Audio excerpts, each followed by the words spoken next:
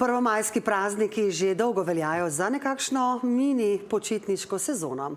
Letos so jo nekoliko zaznamovale seveda razmere v svetu, a počitnic ljudem niso pokvarile, le pogosteje se odločajo za nekoliko bližje destinacije. No, če počitnikujete kar v Sloveniji, boste naslednje dni imeli manjše težave z vremenom.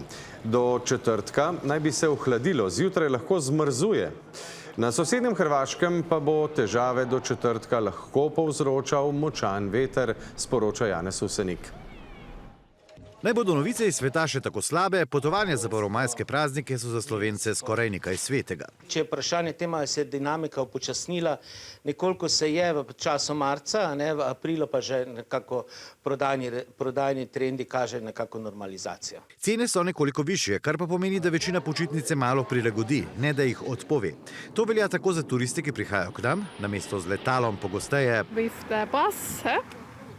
In a group. We love our mobile home and we are on tour. Kot za Slovence. Nekaj več nas ostaja v Evropi. Italijo bi tukaj posebej izpostavil. Italija je res tak nekako tradicionalna destinacija za prvomajske počitnice. Igrci tisti, ki so po položaju daleč nad nami, sicer vplivajo na turiste, a čisto prestrašiti se ti ne pustijo. Kako pa bo na turizem vplivalo tisto, kar je prav zares nad nami? Vreme.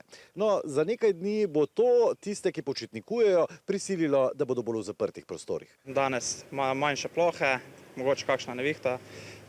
In potem jutri bo še v bistvu deževno, na to pa se bo pomaknilo anticiklonsko območje bolj na sredino Evrope, torej bolj nad naše kraje, okoli 15 stopinj tam v četrtek, potem pa vztrajno nazaj na TT, ko so zdaj bili, ker smo bolj vajeni. Ohladitev bo naslednje dni nagajala tudi tisti, ki dopustujejo na hrvaški obali. Do četrtka so tam prižgali rumen alarm zaradi nevarnosti vetra, sploh v nam bližnjih obmorskih krajih. Krk, Cres, Pag in podobno v bistvu tu čez in pa ta potem pod Velebitom predel. Tu bodo sunki lahko tudi kje presegli 100 km na uro.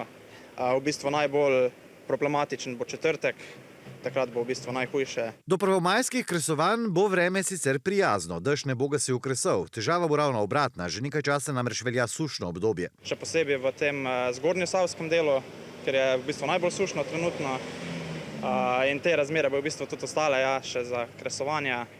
Tako da pri tem bo treba biti kar precej previden, tudi veter bo. Zato posebej, če kresove kurite doma, poskrbite, da bodo širili dobro voljo, ne pa ogenj.